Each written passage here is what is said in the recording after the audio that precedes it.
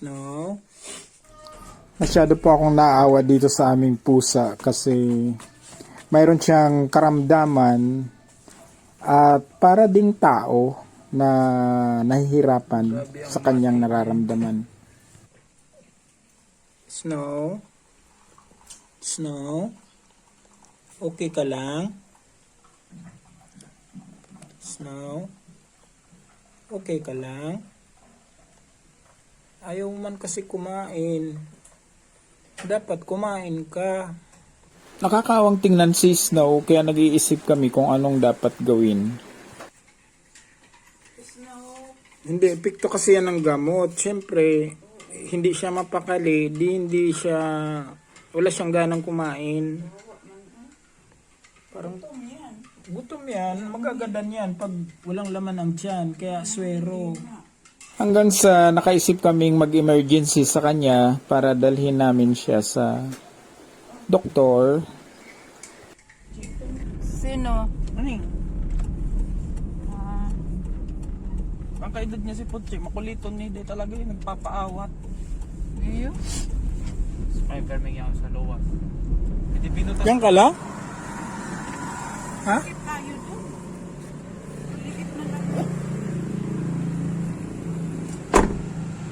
Mainit dyan. So, dito namin dinala si Snow sa isang clinic at pinakonsulta namin sa doktor. At yun nga, dahil sa kanyang paglalaway at sipon na nakapangina sa kanya, kailangan siyang malapatan ng gamot. Saan si Snow? Ha? Saan? Yan, dyan? Ay, akala ko. Snow. Snow. Para pating nababalisa si Snow kung anong Snow. gagawin sa kanya. Tingnan mo yung tsura Relax niyo. ka lang, ha? Relax ka lang.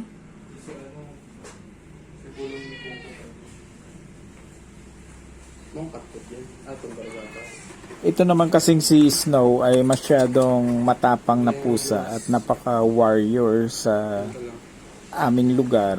Kung minsan, 2-3 araw, hindi yan umuwi. Nagtataka na lang kami pag uwi ng bahay. Ang dami niyang sugat. At ito na nga siya, marami na pala siyang infection dahil sa mga sugat sa kanyang katawan na nakaapekto sa kanyang Ito kalusugan. yung gigibon sa kuya.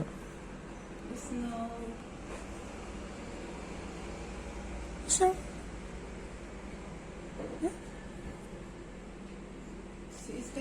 Pati matatagas ang mga lugad-lugad niya.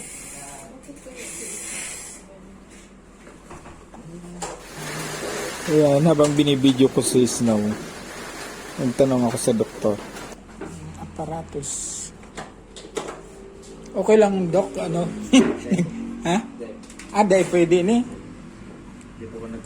Tapos dahil po siya dapat paluwas. Yan lang, bawal daw mag-video-video. Para sa akin naman, pinupokus ko lang naman yung aking alagang pusa.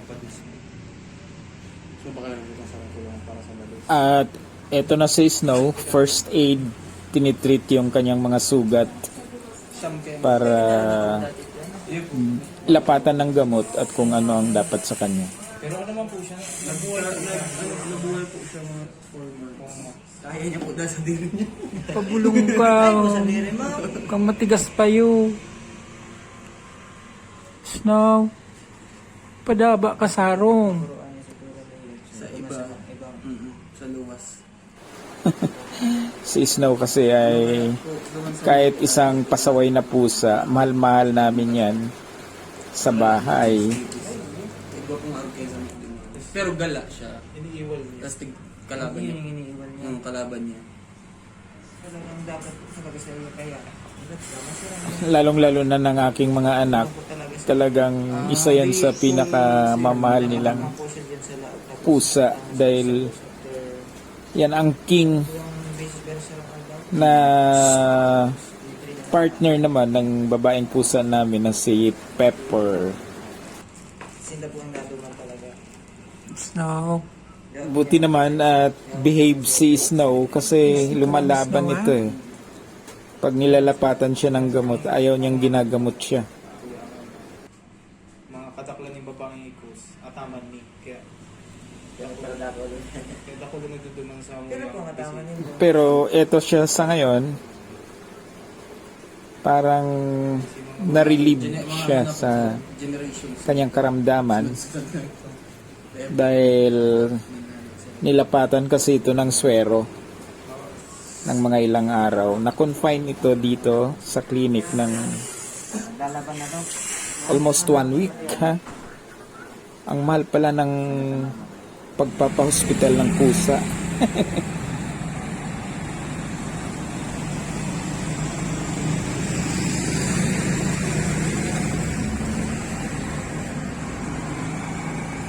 Snow, loves you.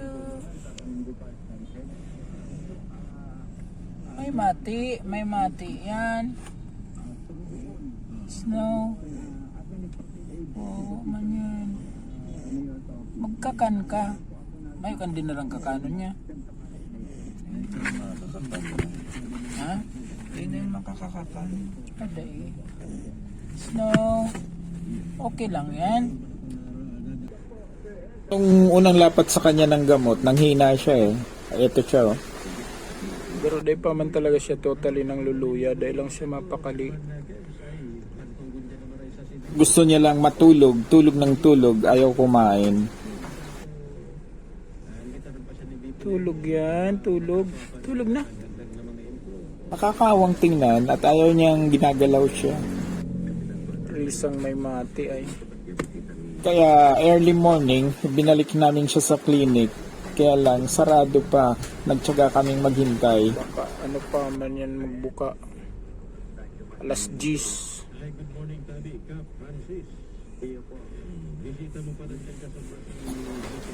Nung una, doon lang siya sa bahay habang nilalapatan namin ng gamot hanggang sa nanghihina na siya, eto siya. Kaya ibinalik namin sa clinic para malapatan pa Snow. ng kung anong dapat sa kanya. At yun na nga, Formal lang. Snow, formal. dinextrose siya ng doktor. Dahil hindi na siya halos makagalaw eh. At yun ay epekto pala ng antibiotic na gamot. Nakakaawa pati siyang tingnan kasi parang bangag, pasuray-suray pag lumakad. At kung minsan ay natutumba. Nakakaawa siyang tingnan. Snow. Hanggang sa siya po ay nilapatan na ng swero at parang nanginginig at amin po siyang binalikan after a week. Saan ka ma-park? Nandito po si Snow Andiyan si Snow. Yan. Snow. at ito na po siya sa Snow. kanyang room. Parang tao rin ano. Snow. At ayan, since halos isang linggo siyang nakakonfine dito, nakarecover na siya. Snow, Lumakas dyan uli ka ang lang, kanyang Snow. Formal lang. kalusugan. Snow, formal. At gusto nang pumalag para tumakbo.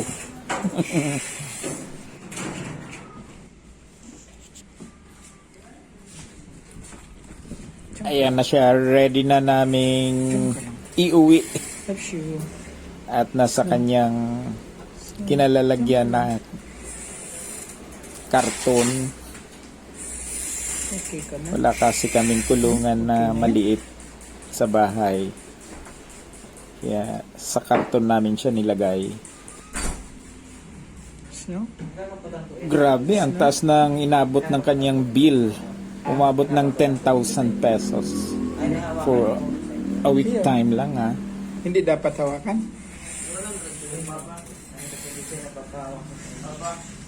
Ah, nangangatiyan si Snow. Snow?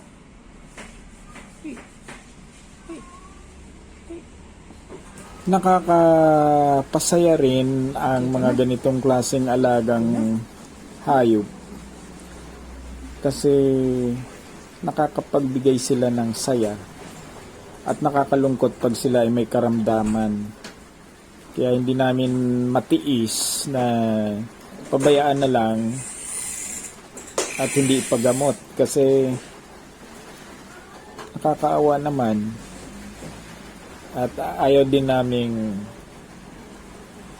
masira ang kanyang buhay dahil lang sa kanyang sakit.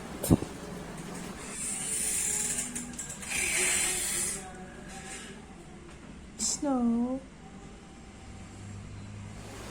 Kasi nakakalungkot din tingnan na may sakit ang Hindi ka pa kumain? mga alagang tulad nito. Pero ngayon na naka-recover na siya, nakakapagbigay siglang muli na siya ay malusog na naman. At nakabalik sa kanyang normal na mga paggalaw. Nakakakilos na siyang normal na tulad ng dati at nagagawa niyang linisan ng kanyang sarili.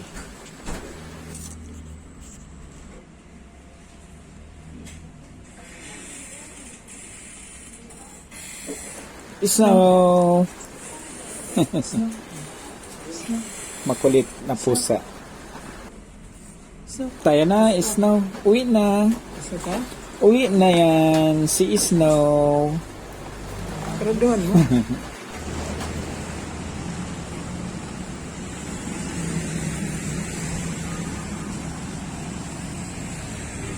Balik na sa bahay, pero ikukulong ka. Kasi yan, baka kung saan-saan ka na naman pumunta, eh ang mahal-mahal ng nagastos sa'yo. Snow? Diyan ka lang ha, sa kinalalagyan mo, huwag kang lumukso ha. Snow? Snow. Grabing Snow. Kailangan pang gastusan ng malaking pera para lang mabuhay uli. Dahil sa sobrang kulit at kalikutan Bangag si na Snow, layas bangag. kung saan-saan pumupunta. Snow. Snow? Snow. Diyan ka lang. Yan, Snow, pakabait ka ha.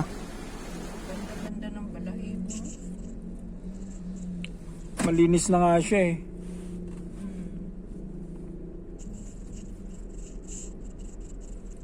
Laki ng ginastos sa iyo, layas ka kaya. Bawal ka nang maglayas. Sain-sain ka kaya nagsusurok. Magpakabait ka na ha, Snow. Huy. Para hindi ka magkasakit. Dahil mahirap magkasakit. Snow? Huy. Yan, dapat mabait ka lang ha. Sumunod kung anong sinasabi sa iyo. Snow? Welcome back home, Snow. Snow. Ang mga pusa kasi pag kinakausap mo, nakakaintindi rin sila eh. Okay na yan sis na. Hindi lang sila tulad talaga sa tao na makakapag-react agad magsalita. Ayan, nakakalundag ka na. Huwag lumabas, Snow ha. Bawal, Snow. Maglabas. Bawal. Ilinisan mo na yan?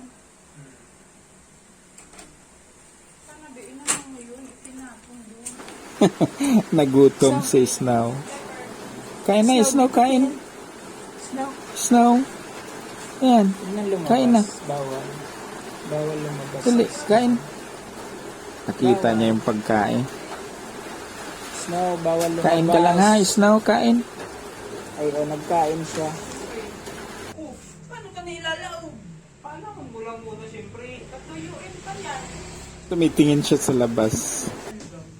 Bawal maglabas Snow ha. Dahil maglabas. Scrub ko yan. Papalangon mo yaon man lang dira. mo ilaagi sa ano doon. Papalangon mo yaon sa basa. Anong alam? Nag-abot na nga ni duman ng tubig, alam?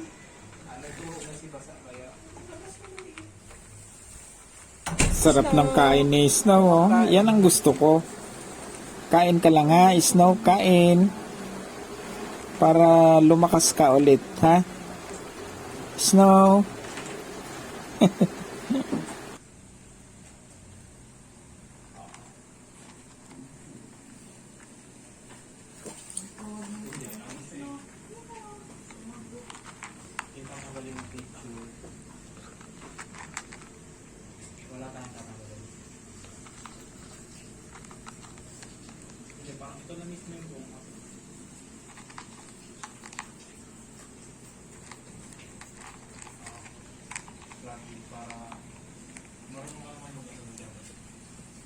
Lilinigan mo ng bulilit.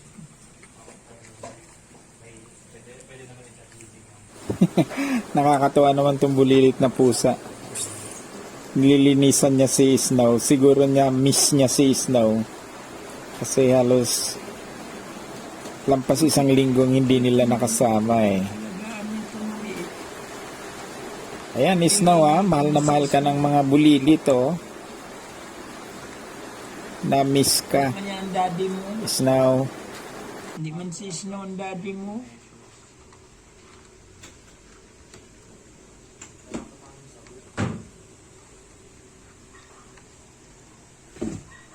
Kumain ka na, Adamil. Sabi mo, gutuman ka na. Oo, nawala na yung gutom ko. Gutom